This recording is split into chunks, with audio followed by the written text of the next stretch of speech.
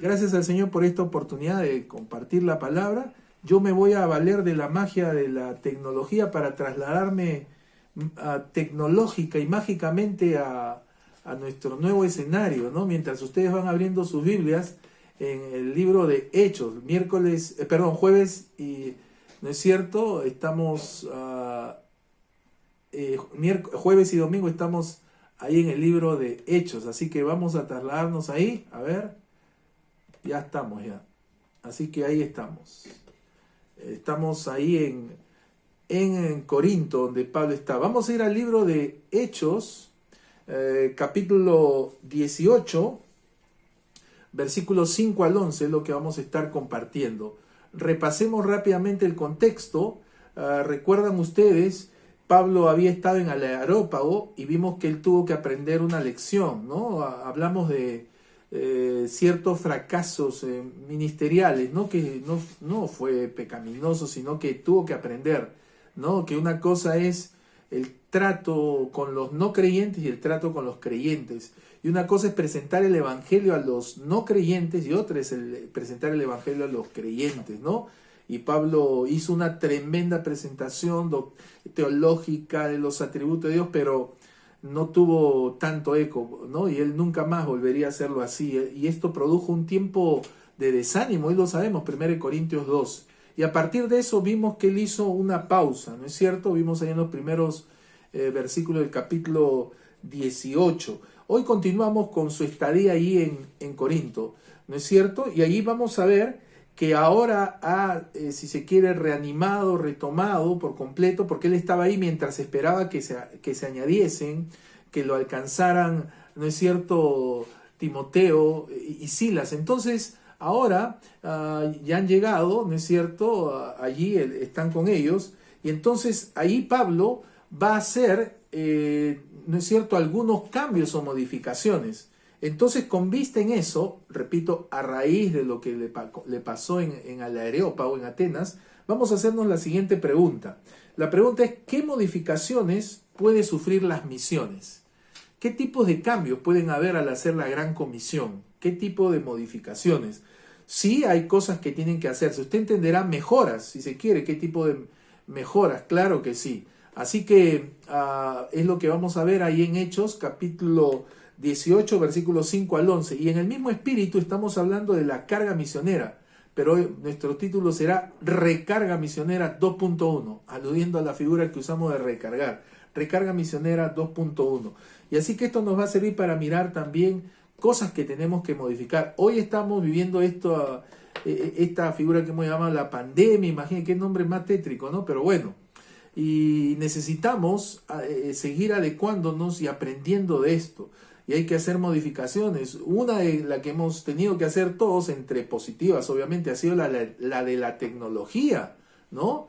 Y ahí hemos descubierto algunos que al parecer esto de la tecnología los ha superado, porque parece que les ha creado un complejo de identidad. Algunos todavía no se atreven a poner su rostro ahí, y eso que los conocemos, que algo pasó. Así pasa, ¿no?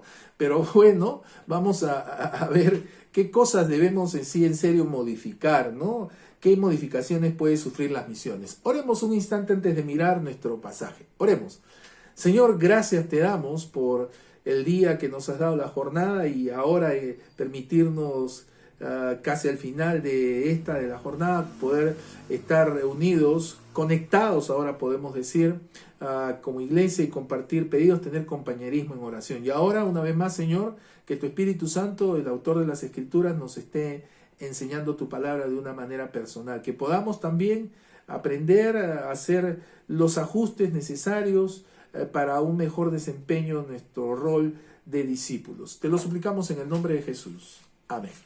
Muy bien, ¿qué modificaciones pueden sufrir las misiones? Veamos ahí Recarga Misionera 2.1. Tengo 5 puntos, no sé si los alcance a terminar, vamos a ver por lo menos 3, sí les prometo, dependiendo del tiempo. Veamos la primera modificación. La primera modificación que debe hacerse en las misiones es que debemos consagrarnos a la exposición. ¿A qué nos referimos? Obviamente este era un misionero, pero a veces sabe qué pasa, y no necesariamente es malo, aunque doloroso, que muchas veces, les digo, hasta usted mismo lo ha comprobado, escuchamos noticias de pastores, misioneros, ministros, que escuchamos que entre comillas se dice han dejado la obra. Es duro, ¿no? Suena terrible, ¿no?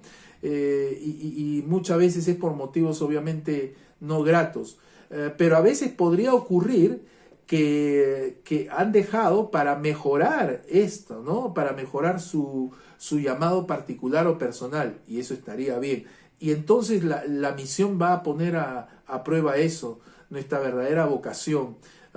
Permítame compartir muy brevemente algo que nos tocó pasar, salvando las distancias, de algo que yo he repetido por décadas, había aprendido a decir, de que antes que todo somos siervos de Dios. Yo ponía la figura, si supongamos un albañil, es un albañil cristiano, pero si él piensa que su labor es solo poner o asentar ladrillos, el día que no pueda asentar ladrillos se acabó la vida. Antes que albañil es un siervo de Dios. Eso es solo lo circunstancial. Nos tocó pasarnos a nosotros, nos tocó pasar eso a nosotros, como pastor, como maestro de la Biblia. Si es solo eso, enseñar el día que no enseñe, y eso puede pasar, va a fallar los sentidos, etcétera, ¿se acabó la vida? No, antes que todo somos siervos de Dios. Entonces, el hecho de la misión va a hacer que nos consagremos a la exposición. Y aquí vamos a ver cómo estaba Pablo entregado a la exposición en dos aspectos. En primer lugar, estaba entregado a la exposición de la Escritura a los ya creyentes. Y dice, y cuando Silas, versículo 5, y cuando Silas y Timoteo vinieron de Macedonia, Pablo estaba entregado por entero a la predicación de la palabra. ¿Notó? A la predicación de la palabra. Así que esa es la primera consagración que tenemos que hacer en cuanto a la Escritura. Entregarnos a la exposición de la Escritura a los que ya son creyentes. Lo que hacemos aquí entre creyentes. Entonces, para una entrega efectiva, obviamente debemos estudiar la Escritura de manera exclusiva. Esto no es algo, como algunos todavía piensan, una cuestión mágica que el Espíritu, sobre pretexto del Espíritu Santo, va a hacer aparecer el conocimiento. Como aquellos estudiantes, y alguna vez nos ha pasado, que no estudiábamos y orábamos con un fervor antes del examen. Señor, ayúdame a salir bien en el examen, pero, estábamos queriendo hacer al Espíritu Santo nuestro cómplice de no haber estudiado. Eso no tiene nada de milagroso. Dios va a bendecir la preparación. Entonces, para esa entrega efectiva necesitamos estudiar la palabra de manera exclusiva. La proclamación principia con la preparación. Si no nos preparamos en eso, ¿qué vamos a proclamar?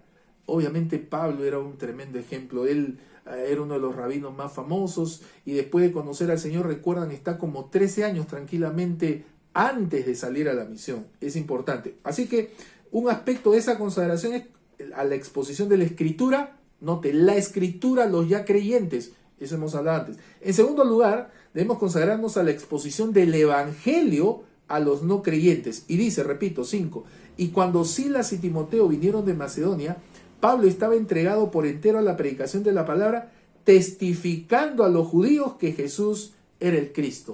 Entonces no solo era a los creyentes, sino también a los judíos. En este caso, para ellos todavía no le reconocían como su Mesías. Y entonces eso nos enseña que debemos estar entregados a la exposición del Evangelio a los no creyentes. ¿Qué necesitamos recordar? Seguramente lo sabemos, que Cristo es el camino correcto a la conversión. No hay un camino al camino, Cristo es el camino. Así que no es una cuestión de religión cristiana, sino de una relación con Cristo. Siempre lo hemos dicho. La religión no es el tema, la religión es el esfuerzo muy bien intencionado que hace la persona no creyente, el pecador, por querer llegar a ese Dios santo. En cambio, lo que hizo ese Dios santo por llegar a nosotros, los pecadores, se llama Cristo. Es totalmente lo opuesto. Así que necesitamos consagrarnos a la exposición del Evangelio a los no creyentes. Hay muchas razones para la condena. Nos condena nuestra religiosidad, nuestra conciencia. Pablo habla de eso en Romanos. Solo hay una manera para ser salvos, un camino. ¿Cuál es? El Evangelio de Cristo. Es Cristo. Entonces, Pablo estaba consagrado a la exposición. ¿Por qué decimos esto? Porque recuerden que él había hecho una pausa. Se había encontrado con Priscila y Aquila, se habían dedicado a hacer tiendas, pero él no descuidó eso. Así que nunca debemos descuidar eso. Ni en las vacaciones. Así que es permanente. Lo segundo que debemos consagrarnos, ¿qué modificación debemos hacer? Debemos compartir con otra etnia. Y este es un cambio más sensible. Note que versículo 6, ¿qué hace? Pero oponiéndose y blasfemando estos, los judíos, Pablo estaba testificando, oponiéndose y blasfemando, hablar mal de Dios. ¿Qué ocurrió? Les dijo Pablo a ellos, sacudiéndose los vestidos. Esto es un hebraísmo, una manera oriental de cómo expresa su pesar, su desaprobación Pablo. ¿Qué les dijo? Vuestra sangre sea sobre vuestra propia cabeza.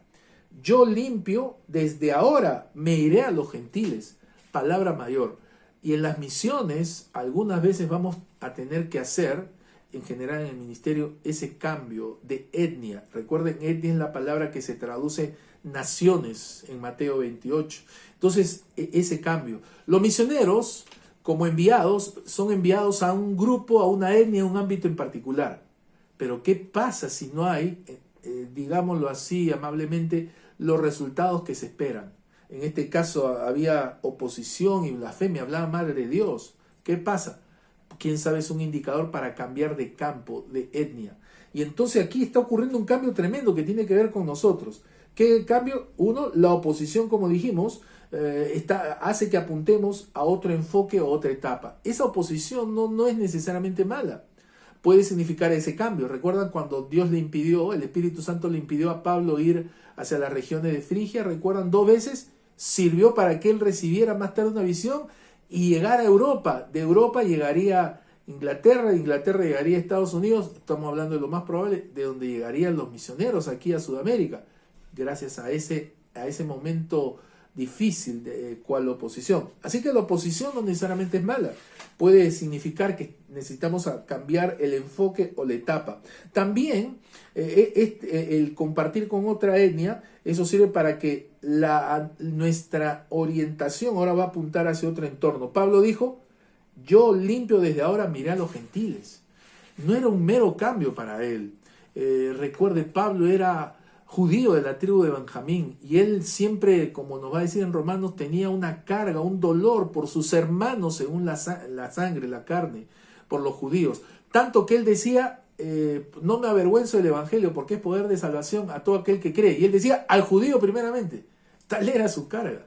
Él añoraba eso hasta que llega a estas circunstancias donde ve algo duro, que el pueblo de Dios, los judíos, experimentan este endurecimiento temporal, y él lo tuvo que experimentar. Él que decía al judío primeramente, denotando su identificación, su carga, ahora va a decir, desde ahora miré a los gentiles. ¡Wow! ¡Qué dolor! Trato de imaginar, yo no lo sé, de manera intencional, lo que implica un cambio de campo, lo que implica tener que dejar un campo misionero, una iglesia, no lo sé, no lo conozco intencionalmente. El dolor que representa, porque Pablo amaba a su pueblo, pero ahora él va a tener que ver, dadas estas circunstancias reiteradas, no sería la primera ni la última vez de esta actitud de los judíos, la blasfemia. Recuerden, la blasfemia del Espíritu Santo es un pecado, entre comillas, histórico, lo cometió la nación de Israel, ahí en Mateo 12, que significó el rechazo de su Mesías, se consumó ahí en la cruz de Cristo, y aun cuando el mismo Cristo pidió más oportunidades, y aquí a través de Pablo siempre tuvieron esa oportunidad, Pablo va a tener que decir, desde ahora miré a los gentiles. Así que un cambio que siempre va a ser potencial en la misión es el compartir con otra etnia. Sí, como no, la historia de los misioneros, ¿no es cierto?, está marcada por historias de dedicación. Conozco algunas directamente. Permítame señalar una no tan popular, seguro usted conoce. Los lingüistas del famoso Instituto Lingüístico de Verano, que ha obrado en tantos lugares de nuestro país, no es la excepción, y nos ha tocado conocer algunos de ellos de manera directa. ¿Y cuál es la misión concreta que ellos hacen? El propósito, ellos llegan especialmente a una etnia que no tiene formalmente un alfabeto, entiendas, escritura, todos esos aspectos lingüísticos. Son lingüistas estos hombres, son creyentes, pero ¿qué van? Su meta es dejarles con la Biblia, por lo menos el Nuevo Testamento en su idioma. Y yo les he escuchado decir a ellos en persona y cómo empieza interesante el trabajo. Y muchas veces es el trabajo, la labor de un lingüista es el trabajo de toda una vida, es solo una labor. Llegaron a una etnia y ahí se consagran toda la vida. Hay películas de esto muy interesantes. Así que imagínense lo que implicaría, pues, no, el cambio. Es algo duro, difícil, pero va a pasar. ¿Por qué? Porque eso va a implicar alcanzar a otras personas, a más personas. Entonces, aquí está un segundo aspecto de esta, ¿no es cierto?, el hecho de la modificación de las misiones. Segundo, compartir con otra etnia. Y eso se trata. Permítame reiterarles una primicia. Estamos a unos días, Dios mediante, en los primeros días de septiembre, donde vamos a comenzar a alcanzar a otra etnia. Ya les dije, ¿recuerdan a cuál? A los quechohablantes. Y bueno, les pido desde ya estar orando por nuestros hermanos Benicio Junco y Santiago Azorza, que estarán al frente, y hay algunos más que van a estar en este equipo. Una nueva etnia, ¿no? Que todavía es una realidad en nuestro país. En nuestro país hay oficialmente, según el Instituto Lingüístico de Verano, 26 tipos de quechua. Imagínense, o sea, no solo existe el quechua de Cusco, del centro y de Cajamarca, hay quechua de Lima, etc. Obviamente se pueden entender entre ellos, pero implica, imagínense, potencialmente 26 etnias solamente de eso. Pues vamos a comenzar a llegar sus oraciones por ellos. Así que qué bueno, qué bueno. No quiere decir que nuestros hermanos ya no van a hablar en castellano, no, sino que van a alcanzar a una nueva etnia. Así que eso es parte de las modificaciones en las misiones. Segundo, ¿no? Compartir con otra etnia. Una tercera modificación que encontramos aquí en esta noche es que debemos de comprobar la evangelización. Versículos 7 y 8 dice así: y saliendo de allí, Pablo se fue a la casa de uno llamado Justo. Él ha dicho, de aquí me voy a los gentiles, ¿no? Ese era un cambio no momentáneo, era una cuestión fuerte. Esto se va a ir radicalizando más y más. Y dice, saliendo de allí, versículo 7, se fue a la casa de uno llamado Justo, temeroso de Dios, la cual estaba junto a la sinagoga. Y Crispo, el principal de la sinagoga, creyó en el Señor con toda su casa.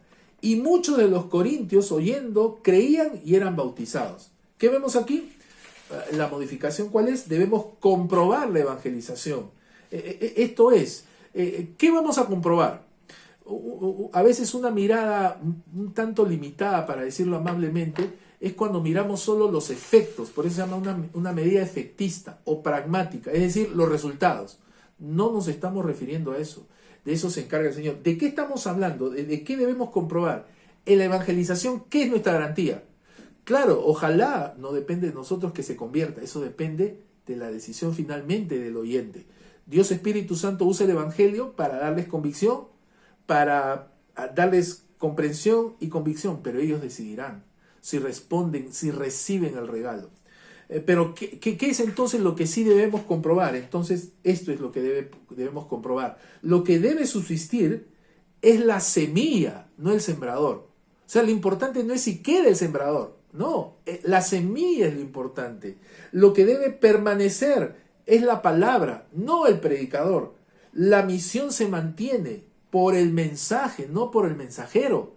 Pablo tuvo que salir más de cuántas veces contra su voluntad, perseguido, pero había quedado el mensaje, ¿notó?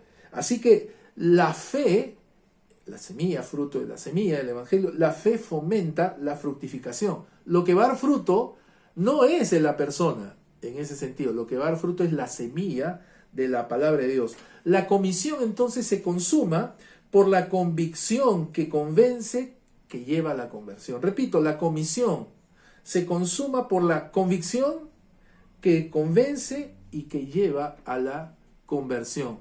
Entonces, eso es lo que debemos comprobar. Eso es la evangelización. Entonces, para ello, ya lo dijimos, para ello Dios requiere en nuestra parte prepararnos. Dios pudiera haber usado a los ángeles, su naturaleza es la de mensajeros. Sin embargo, Él prefirió usarnos a nosotros, darnos ese privilegiado mensaje. Por eso son cosas que los ángeles anhelan. Pero ahí está. Entonces, cuando hablamos de comprobar la evangelización, hablamos de comprobar que quede el mensaje en la semilla.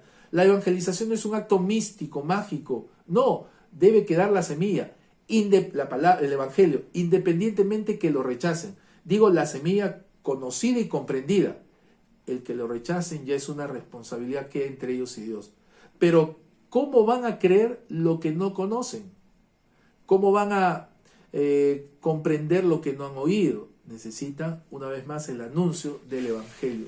El Evangelio es la prioridad. Así que los los pasos en la conversión, ya usted lo conoce, los he parafraseado. ¿Cuáles son? Conocer.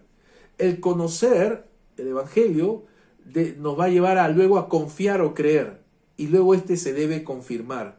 Así que, dicho de otra manera, comunicación es igual a anunciar, aclarar, animar y a veces advertir también y afirmar. Estoy parafraseando las acciones que están allí. Nuestra parte es esa.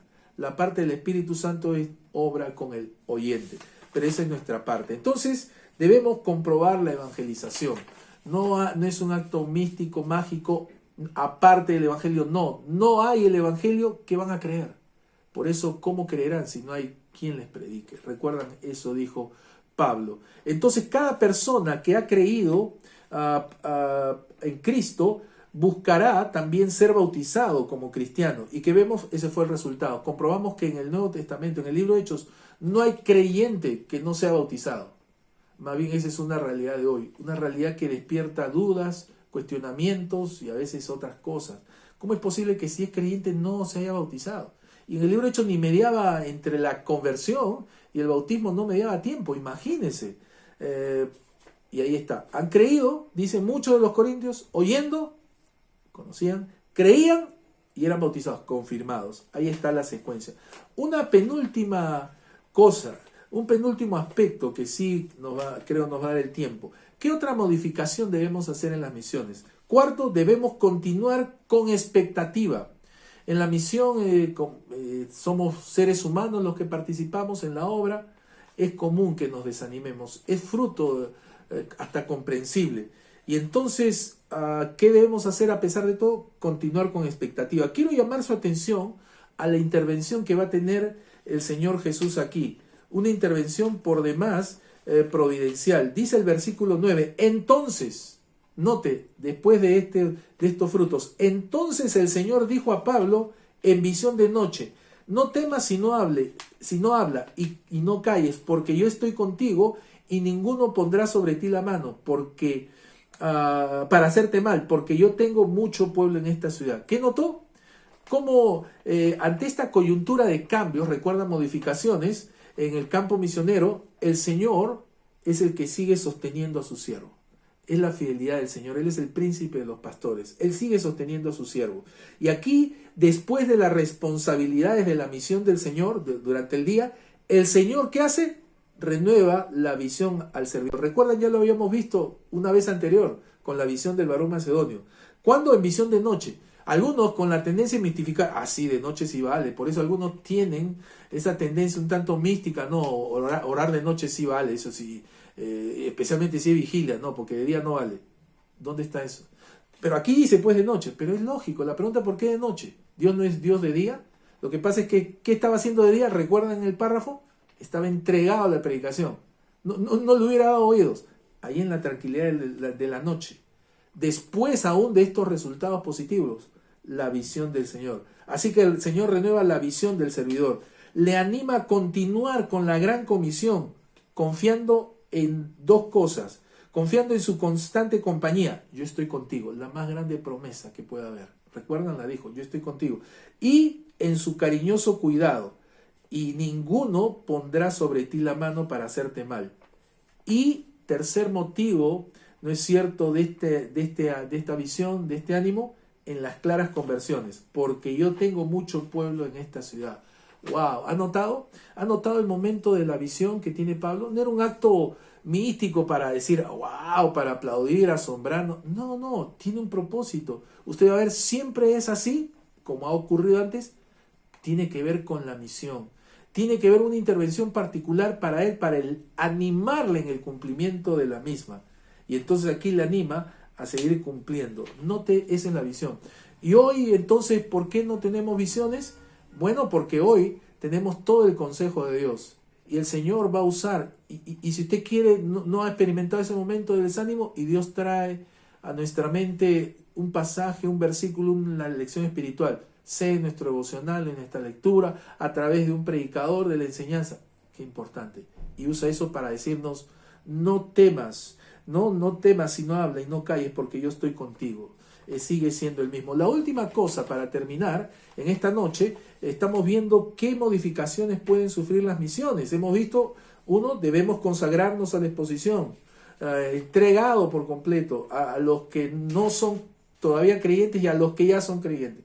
Segundo, debemos compartir con otra etnia. La necesidad a veces de ese cambio. Tercero, debemos comprobar la evangelización. ¿Qué debemos comprobar? Que lo que ha quedado es el mensaje, no el mensajero. El mensaje es lo importante. Cuarto, debemos continuar con expectativa. ¿Qué creó la visión en Pablo? Expectativa. ¡Qué tremendo! Y así que eso se mantiene. Como dice por ahí un meme, a propósito, hablando desde otra perspectiva, yo no espero la tribulación, yo no espero el juicio, yo espero al Señor, que un día pueda decir, bien, buen siervo fiel. ¿Qué expectativa tenemos al evangelizar? Si no tenemos expectativa, pero entonces, ¿dónde está la buena fe? ¿Para qué lo hacemos? Mantener la expectativa. El Señor está con nosotros. Él no quiere que ninguno perezca. Hay gozo en los cielos cuando una persona se arrepiente. No lo olvide. Por último, debemos consolidar con la enseñanza. Versículo 11. Y dice, y se detuvo allí 1 año y 6 meses enseñándoles la palabra de Dios. La exposición del Evangelio puede tomar un instante en la vida. ¿Cuánto nos toma presentar el Evangelio? Un instante, un par de segundos, no minutos, exageremos.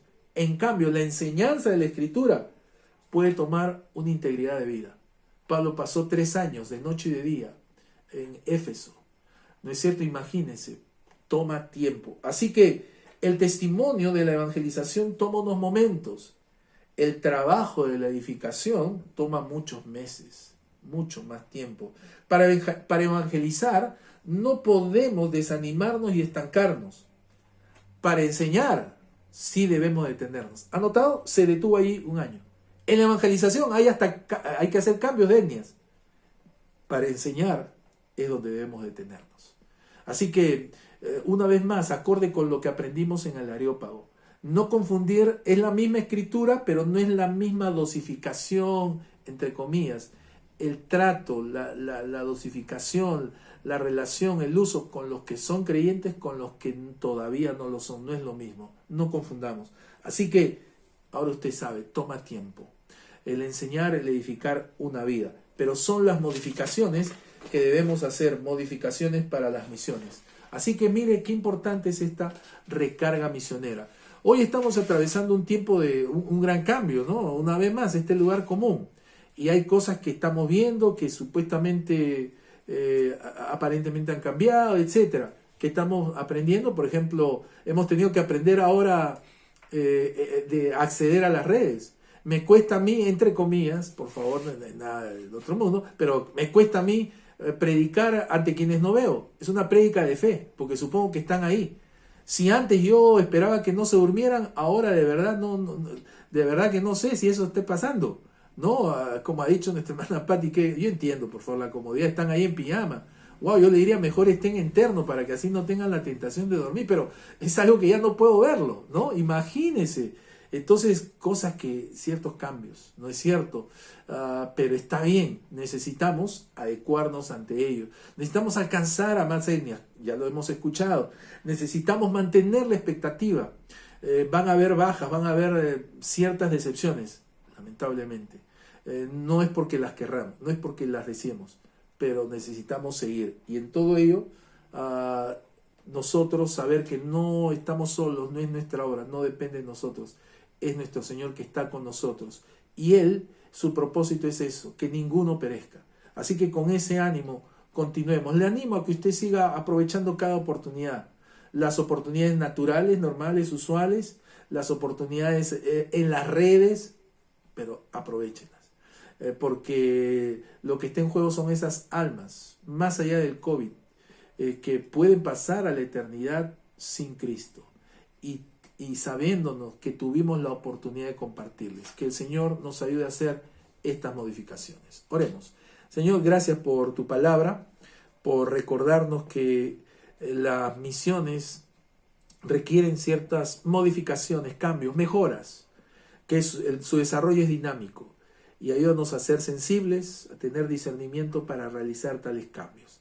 Gracias por ayudarnos a aprovechar estos cambios tan interesantes de la tecnología, de adecuarnos a ella, pero sobre todo que esto no nos haga distraernos de lo que es la esencia, nuestra relación contigo. Qué bueno es saber que nada ni nadie nos puede apartar de ti, ni la pandemia, ni nada te afecta, ni te infecta. Por el contrario, es una oportunidad para seguir manifestando que te conocemos y que necesitamos hacerte conocido ante otros. Gracias por este tiempo, que podamos entonces aprovechar todas estas oportunidades. En el nombre de Jesús.